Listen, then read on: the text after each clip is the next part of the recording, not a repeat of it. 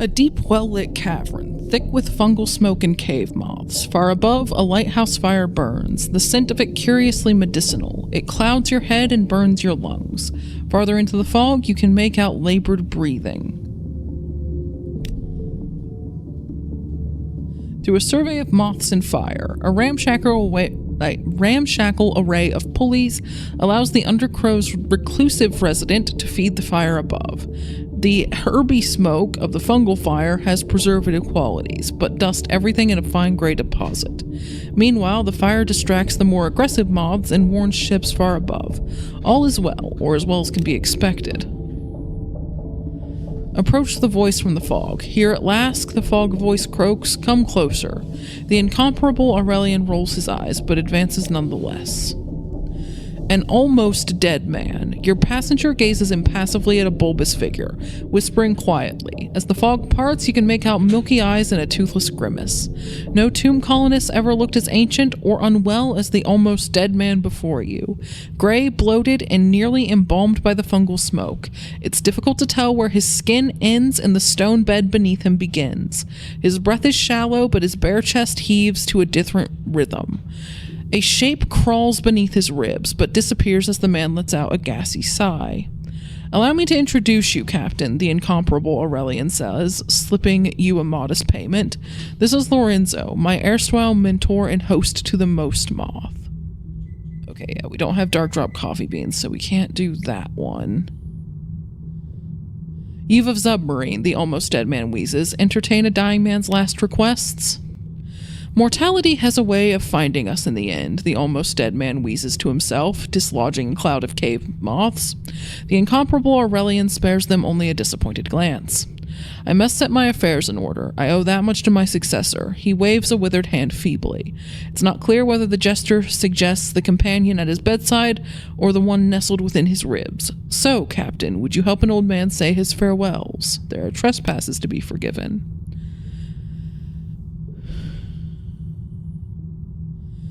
Okay, deliver a letter of farewell to a sprightly visionary at Hideaway. He deserved more than I had to give, the almost dead man croaks. How did he come to know the exiles of Hideaway? No answer is forthcoming, but the old man displays a broken grin. The old history of foolhardy youths, he confides, who somehow became old men. Speak with the incomparable Aurelian. You catch him between tending his ailing friend and preserving an unwisely bold cave moth. A true collector appreciates patience. When my master retired here, we both thought it would be his last destination. The Aurelian's eyes take a sheen of a patient man approaching a long-delayed payoff. No one has been present at the most moths hatching before. Well, no one who was in a condition to remember it afterwards. He spares a hesitant glance over his shoulder at the almost dead man.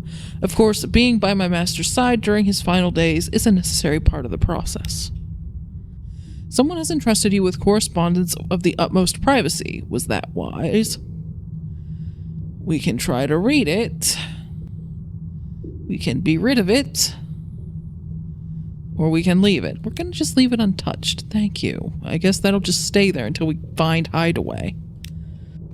We haven't found Hideaway. We don't know where it is. We do need to go to Port Cecil, but I'm also extremely worried about the state of our hull and our crew.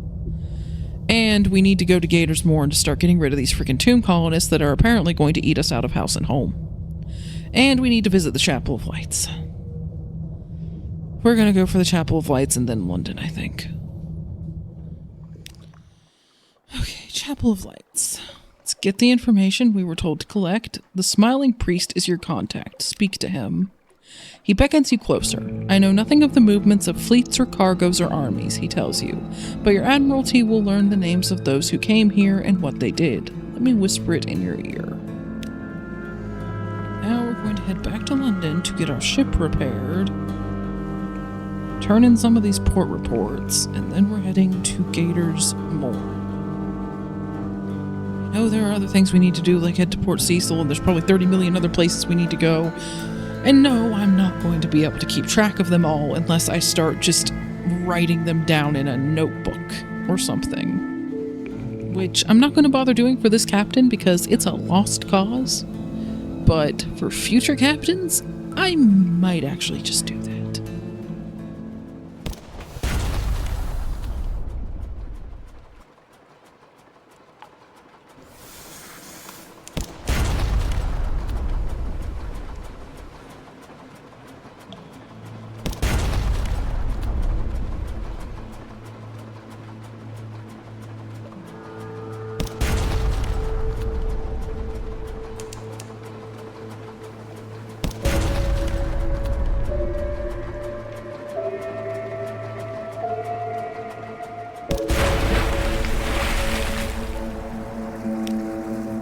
Oh good, we got at least a little bit of supplies there. Okay, would have gone for supplies over fuel for once, but we at least got an A crate.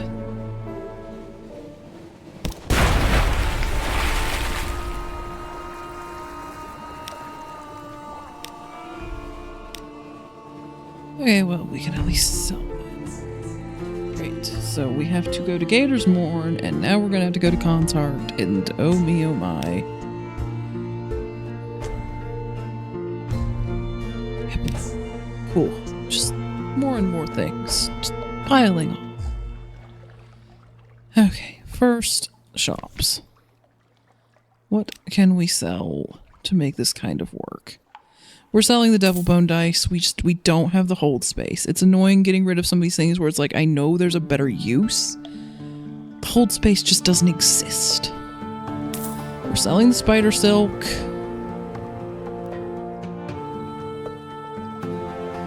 We're keeping the muter salt because we might use it in Anth. Otherwise, I'd be selling it.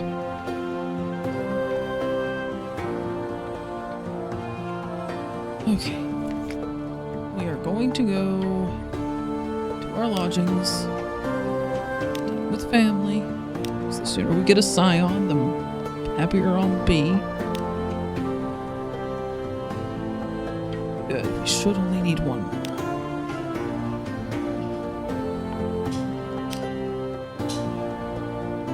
Dry dock, before I forget.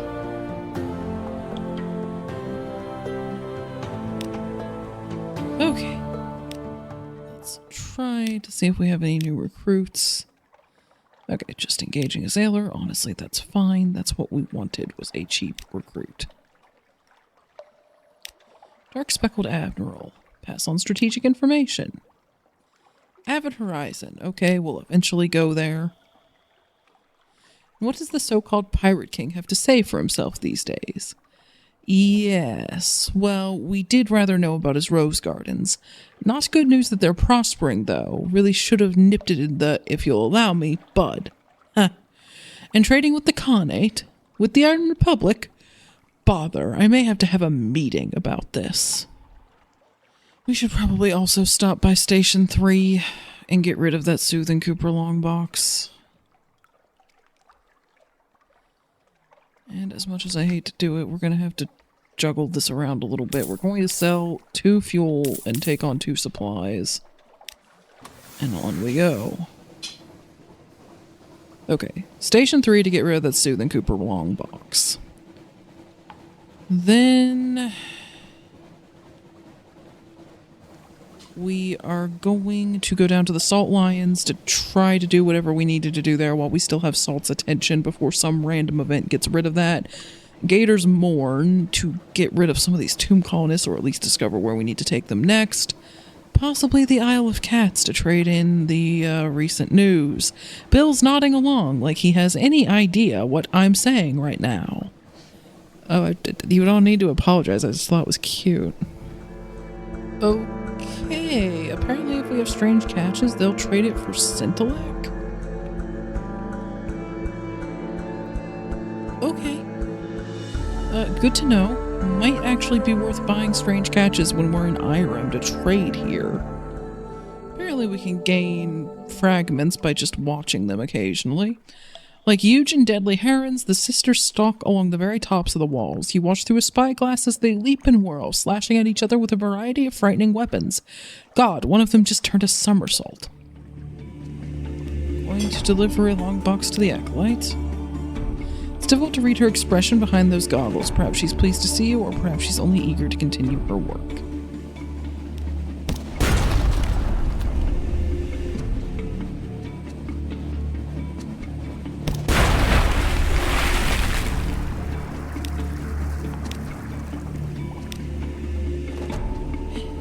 More stuff.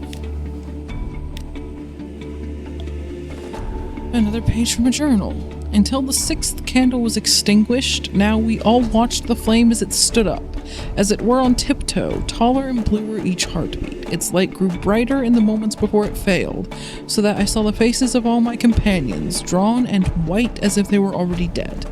Then the candle flame drew itself up like a dancer and was extinguished. Dark fell upon us all like a wave, and I heard the hatchlings uncoil.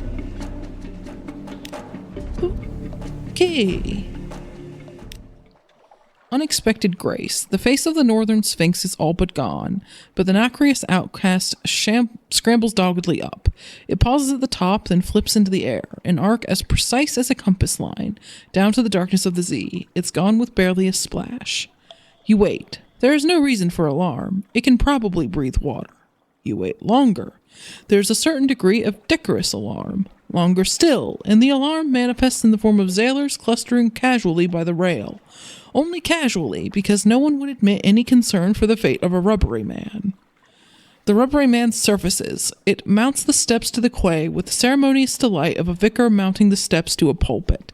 It holds a sphinx stone chess piece aloft in its hand. Principles, it wheezes. Okay. 2 reasons to go back to the principles, I guess. Port Cecil is still a ways away from here. We'll go back eventually, but we have so many other things to do. Tomb colonists and gators mourn. Today we are to visit a pirate's nest. I look forward to their scars. I hope the captain will keep them safe from us. It's been a while since I killed pirates. Let them out on their own. Tomb colonists are generally both dead and deadly. They had decades of dueling experience. They'll probably be fine. Send crew to watch them. They'll only drink too much red ruin and cut up someone important. They'll get cut up in turn, and before you know it, you'll be picking their bits out of the Z. Just let them go. Most of the tomb colonists stroll back to the board a couple of hours later. Their bandages are splotched with blood and beer. The tallest shrugs. They started it. Well, all right, I started it. But they should have known it was bad luck to drink with the dead. No, we're all fine, thank you. But Mrs. Something had so much fun she's staying on as a ring fighter. Hope she doesn't kill anyone too sensitive. Okay, now to Khan's glory, and I'm gonna have to find a replacement tomb colonist somewhere, I guess. That's gonna be real fun. I swear if I can't take back whoever I have left at the end, I'm dumping them all overboard, and damn the consequences. We're gonna do the probably dumb thing and try for Port Cecil. There is Khan's shadow out there to restock, which isn't too terrible of a spot.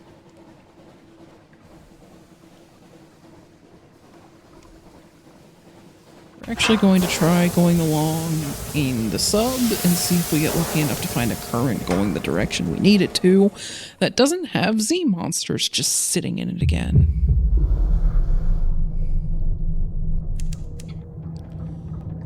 Okay, what is... Nope. No.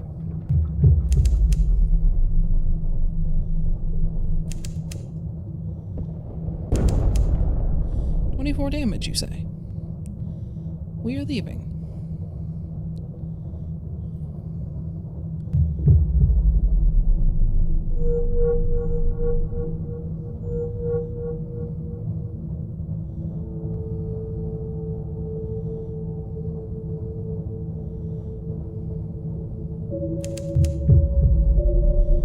Okay, we found some fish that we were apparently able to take as supplies. And another enemy. Turning off the light.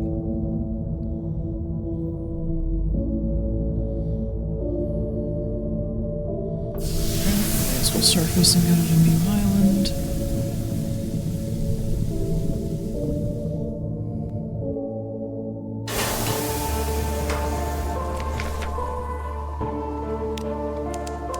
Yes, random event, 2 terror, wonderful.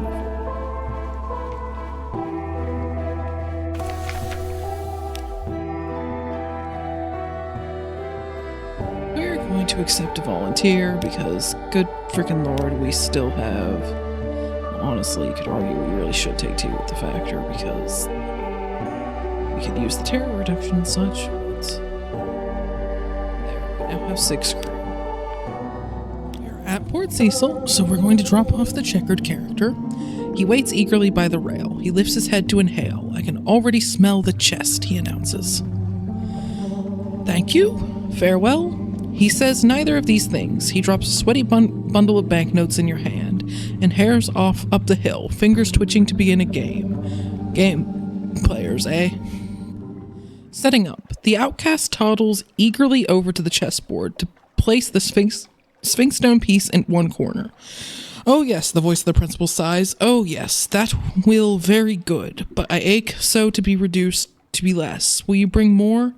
I will pay most in scintillac and in secrets. I'll need you to complete my chess set. Then you'll need to defeat me. Bring a wakeful idol to be my new bishop. Bring a monster's tooth to be my new knight. Bring me a heart-shelled silver to be my new root. Bring me a little flint to be my new paw. And bring me a fluke core for my kin. At each phrase, the outcast nods and sways, nods and sways. Somehow, it looks frightened. Okay, well, we now have 7 scintillac. We're going to have to find some kind of use for it. I'll try to check to see if there's anywhere that we need it that wasn't just selling it, but it's really difficult to keep track of all that crap. Okay, on to Khan's Shadow to restock, and then Khan's Heart and Glory. Bought hopefully enough stuff to tide us over. And notice that there's someone here who's been waiting for us to have a sub. The severe chemist glares at you over his glasses. Beneath the Z, Captain, there's a city of murderers. Within it, a plant known as Tether. Bring me a jarful and I will pay you handsomely. Sure. He smiles in the manner of a corpse whose skin has just dried out. Excellent. You'll find it in Rack, City of Pleasures. I'll be waiting for you on the Udder Shroom, where my studies continue. Okay, we haven't found the Udder Shroom yet, but we have found Rack. We'll do that eventually. Might require us to ingratiate ourselves at Rack, because it seemed like the tether was something they're not likely to let randos near. A panicked wave. There's someone in the shadows trying to draw your attention with equal parts discretion and desperation. The impolite investigator shakes your hand with extreme vigor. Good day, Captain. When do we leave port? Can your ship outrun the Khan's best? Not that you'll have to, but it'd be comforting to know that you could. Oh boy. I'll welcome myself aboard. Where is my bunk? He heads up the plank before you. He continues talking, expecting you to keep up. The Khanites didn't seem to like me asking questions. Not many people do. It's made me unpopular in most ports. But there's still one I haven't tried. Could you take me to Hideaway? It's beneath the waves, on the back of a gigantic beast. You cannot miss it. Maybe near the Chelsenate? I don't know the Untersea stuff as well. No, not the frickin' letter. Leave it. Okay, it doesn't seem like he's taking up an actual space, so there's that. Collecting the cargo. Tomb colonist in Khan's glory. One knows one should be patriotic, but the glory is so much prettier than London. Although one finds one tiring of all the guns pointed at one. One should find a better pronoun.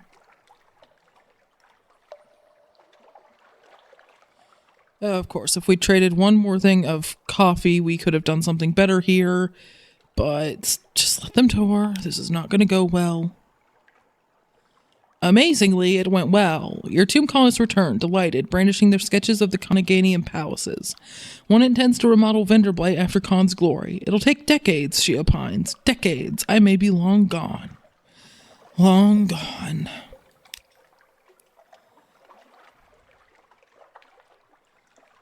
Oh, where did it say they wanted to go next? I didn't frickin' see it.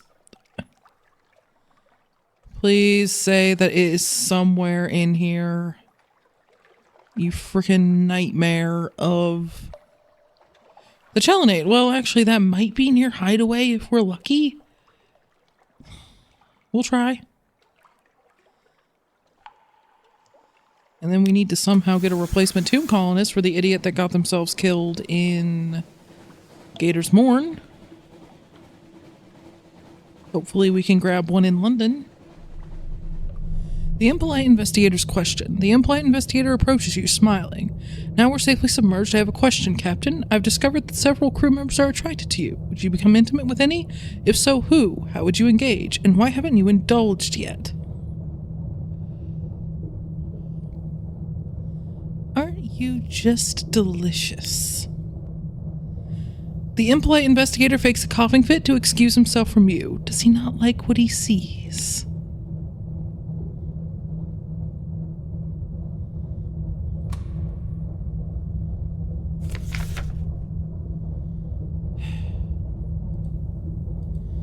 Yep, hungry dead. Yada yada. Onwards. Okay, well this is Scrimshander.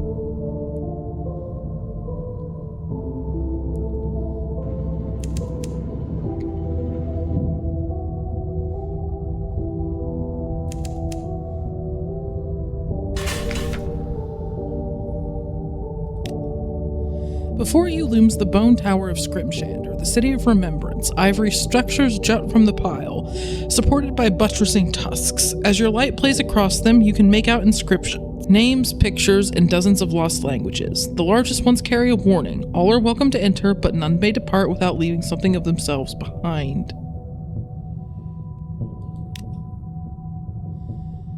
A drowny floats before the docking gate of the Bone Cathedral. She wears a cowl and carries a ceremonial key carved from a femur.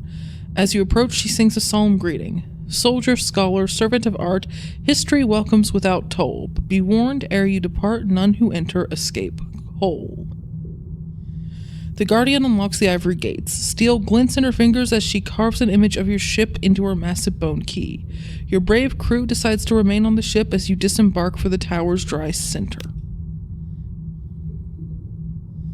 Your silent passenger is transfixed by the murals, eyes wide and mouth agape. His unrepeatable exclamation is the first word you've heard from him. A flood of words. Something within the monastic drowning has been unloosed at the sight of such sweeping histories. After such a long time silent, he is eager to share all his own, smaller stories. And until he can earn his own bone quill, you are his captive audience.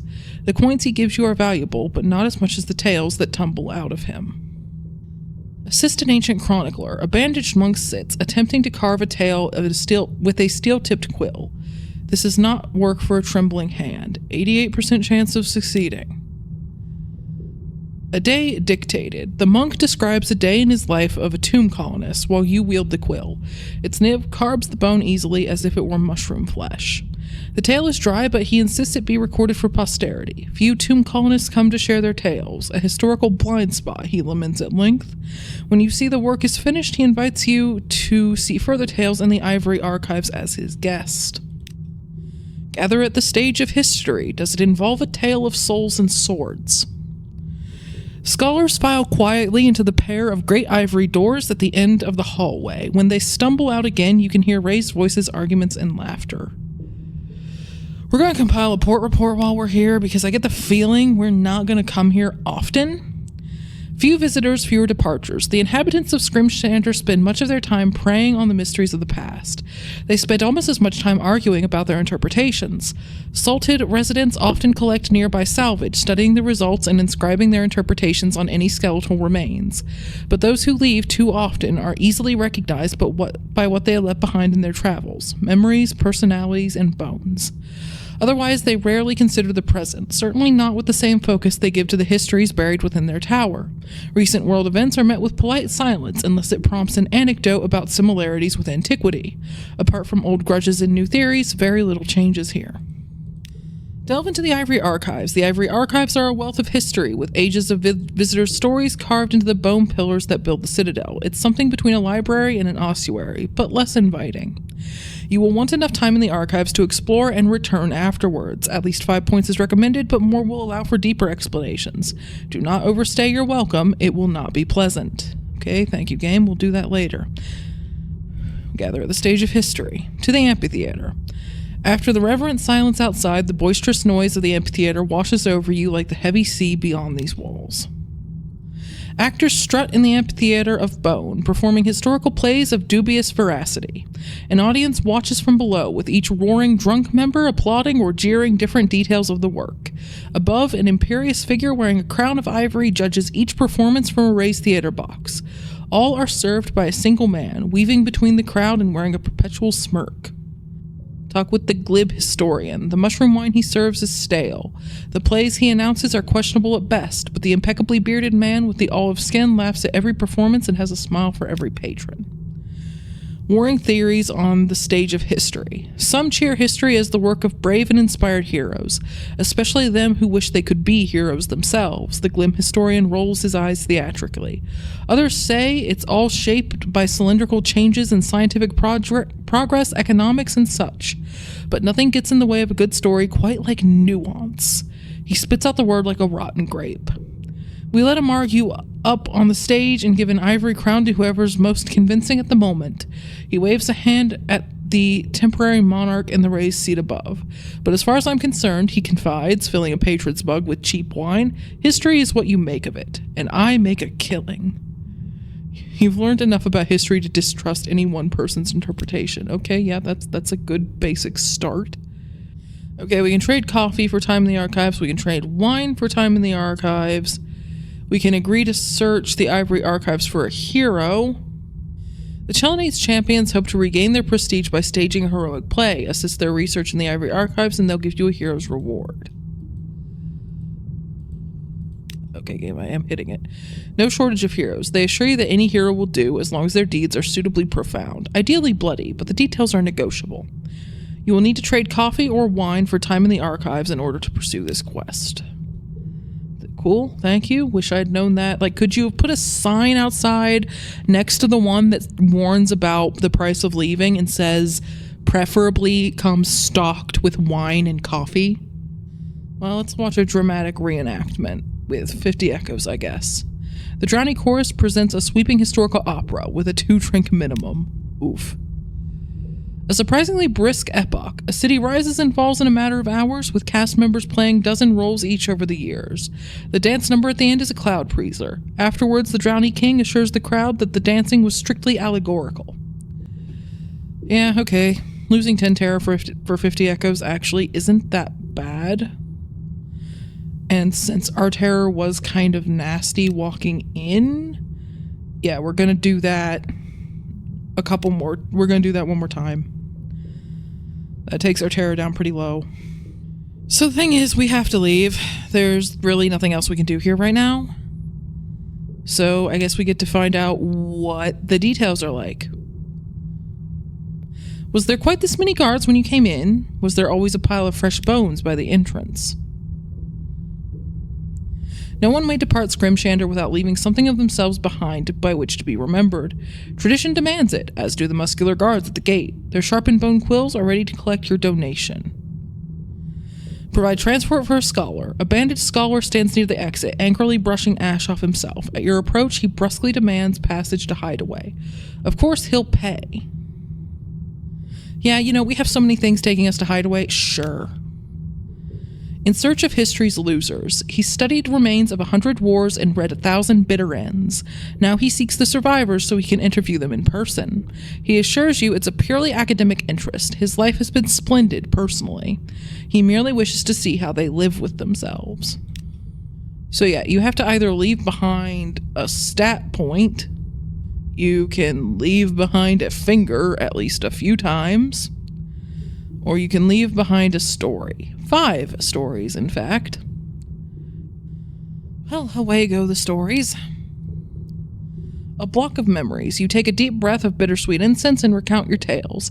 As you speak, a chronicler carves your words into the bricks of ash and bone powder. The bones quill-scratching grates and the incense stings your eyes, but you continue. By the time you've finished, your head aches and the chronicler holds a handful of bricks. Before returning to your ship, you examine one. It bears your name and a short tale. But it isn't a memory of yours. You'd remember anything that outlandish. Best to leave before they realize the mistake they've made.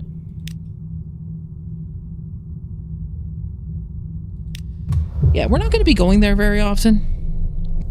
I tend to not go for the finger sacrifices because I like to save those as last resorts for if I enter and accidentally didn't bring enough Z stories. Because Lord knows that's happened to me enough times. And the other ones are permanent stat reductions, so no. So we really need to find Hideaway. This is getting ridiculous, frankly.